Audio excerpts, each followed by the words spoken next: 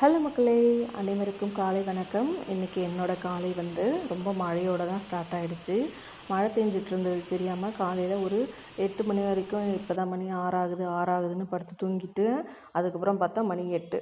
சரி எந்திரிச்சு ஒரு காஃபி போட்டு குடிச்சிட்டு நானும் ஹஸ்பண்டும் காலையிலே சாம்பார் வச்சு இட்லி ஊற்றி சாப்பிட்டாச்சு. சாப்பிட்டுட்டு என் குட்டி பையனுக்கு பால் ஆற்றி போட்டுட்டு அவரை போய் தூங்க வச்சுட்டு அதுக்கப்புறம் லஞ்செல்லாம் செஞ்சுட்டு வீடெல்லாம் சுத்தம் பண்ணியாச்சு.